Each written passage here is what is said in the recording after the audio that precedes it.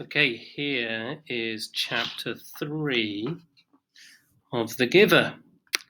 Probably hear a thunderstorm in the background. Oh, look, Lily squealed in delight. Isn't he cute? Look how tiny he is, and he has funny eyes like yours, Jonas. Jonas glared at her. He didn't like that she had mentioned his eyes. He waited for his father to chastise Lily. Chastise means punish. But father was busy unstrapping the carrying basket from the back of his bicycle. Jonas walked over to look. It was the first thing Jonas noticed as he looked at the new child peering up curiously from the basket. The pale eyes. Almost every citizen in the community had dark eyes.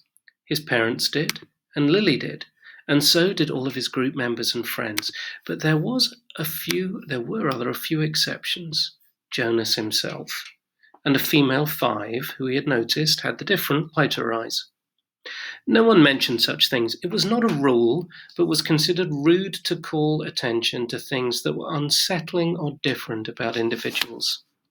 Lily, he decided, would have to learn that soon, or she would be called in for chastisement because of her insensitive chatter. Father put his bike into its port. Then he picked up the basket and carried it into the house. Lily followed behind, but she glanced back over her shoulder at Jonas and teased, "Maybe he had the same birth mother as you." Jonas shrugged. He followed them inside, but he had been startled by the new child's eyes. Mirrors were rare in the community. They weren't forbidden, but there was no real need of them, and Jonas had simply never bothered to look at himself very often, even when he found himself in a location where a mirror existed. Now, seeing the new child and its expression, he was reminded that the light eyes were not only a rarity, but gave the one who had them a certain look. What was it? Depth, he decided, as if one were looking into the clear water of the river down to the bottom, where things might lurk which hadn't been discovered yet. He felt self-conscious, realizing that he too had that look, and of course we know that this book is clear water with stuff lurking at the bottom. He went to his desk, pretending not to be interested in the new child. On the other side of the room, Mother and Lily were bending over to watch as Father unwrapped his blanket. "What's his comfort object called?" Lily asked, picking up the stuffed creature which had been placed beside the new child in his basket. Father glanced at it. "Hippo," he said. Lily giggled at the strange word. "Hippo," she repeated, and put the comfort object down again. She peered at the unwrapped child, who waved his arms. "I think new children are so cute," Lily sighed. "I hope I get assigned to be a birth mother."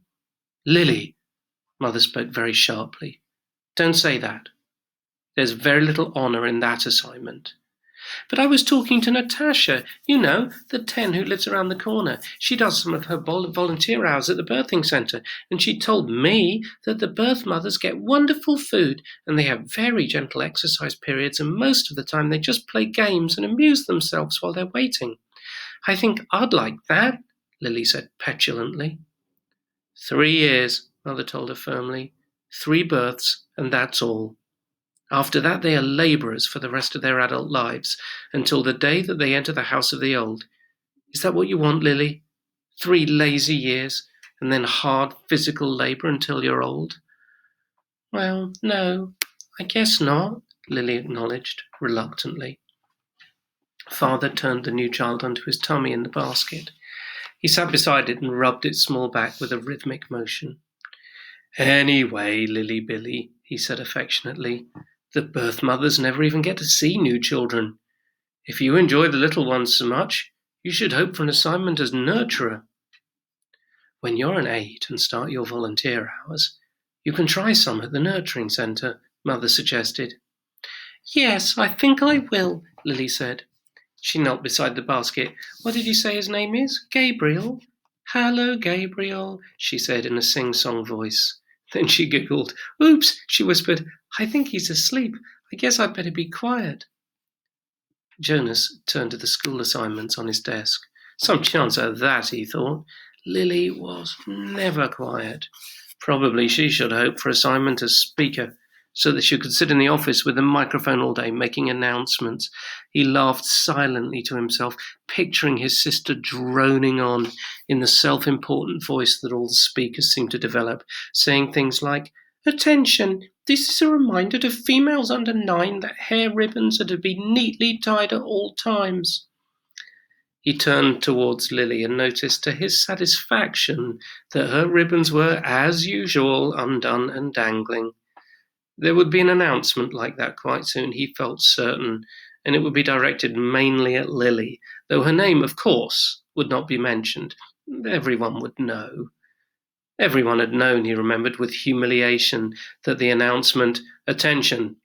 This is a reminder to male 11s that objects are not to be removed from the recreation area and that snacks are to be eaten, not hoarded," had been specifically directed at him the day last month that he'd taken an apple home.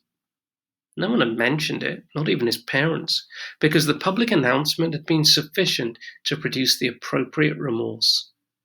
He had, of course, disposed of the apple and made his apology to the recreation director the next morning before school. Jonas thought again about that incident.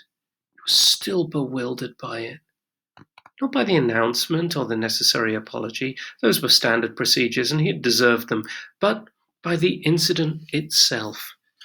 He probably should have brought up his feeling of bewilderment that very evening when the family unit had shared their feelings of the day. But he'd not been able to sort out and put words to the source of his confusion, so he'd let it pass. It had happened during the recreation period when he'd been playing with Asher. Jonas had casually picked up an apple from the basket where the snacks were kept and had thrown it to his friend. Asher had thrown it back and they'd begun a simple game of catch. There had been nothing special about it. It was an activity that he had performed countless times. Throw, catch, throw, catch. It was effortless for Jonas and even boring, though Asher enjoyed it. And playing catch was a required activity for Asher because it would improve his hand-eye coordination, which was not up to standards. But suddenly Jonas had noticed, following the path of the apple through the air with his eyes, that the piece of fruit had, well, this was the part that he couldn't adequately understand. The apple had changed. Just for an instant. It had changed in mid-air, he remembered. Then it was in his hand, and he looked at it carefully, but it was the same apple, unchanged. The same size and shape, a perfect sphere, the same nondescript shade, about the same shade as his own tunic. There was absolutely nothing remarkable about that apple. He'd tossed it back and forth between his hands a few times, then thrown it again to Asher, and again in the air for an instant only. It had changed. It had happened 4 times. Jonas had blinked, looked around, and then tested his eyesight, squinting at the small print on the identification badge attached to his tunic. He read his name quite clearly.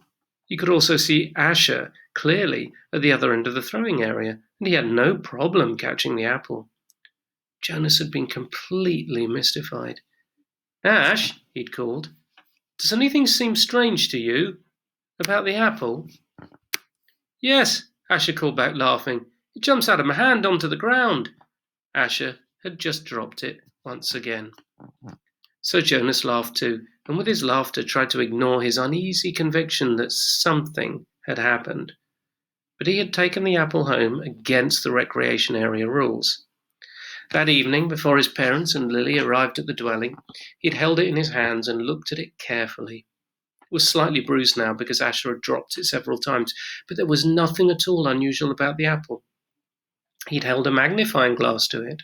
He had tossed it several times across the room, watching, and then rolled it around and around on his desktop, waiting for the thing to happen again. But it hadn't. The only thing that happened was the announcement later that evening over the speaker, the announcement that had singled him out without using his name, that caused both of his parents to glance meaningfully at his desk, where the apple still lay. Now, sitting at his desk, staring at his schoolwork as his family hovered over the new child in his basket, he shook his head, trying to forget the odd incident. He forced himself to arrange his papers and try to study a little before the evening meal. The new child, Gabriel, stirred and whimpered, and father spoke softly to Lily, explaining the feeding procedure as he opened the container that held the formula and the equipment. The evening proceeded as all evenings did in the family unit, in the dwelling, in the community. Quiet, reflective, a time for renewal and preparation for the day to come. It was different only in the addition to it of the new child with his pale, solemn, knowing eyes. I think that's the end of the chapter. Yeah. So, there you go. Chapter 3.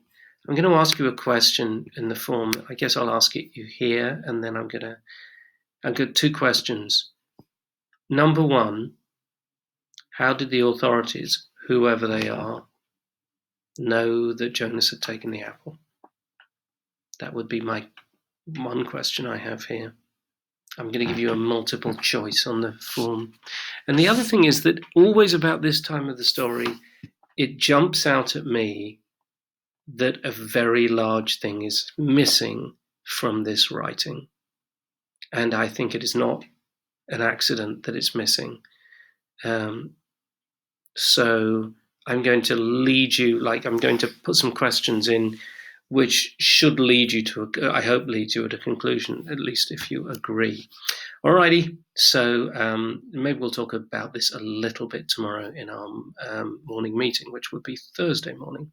Okay, everybody, I hope you enjoyed that.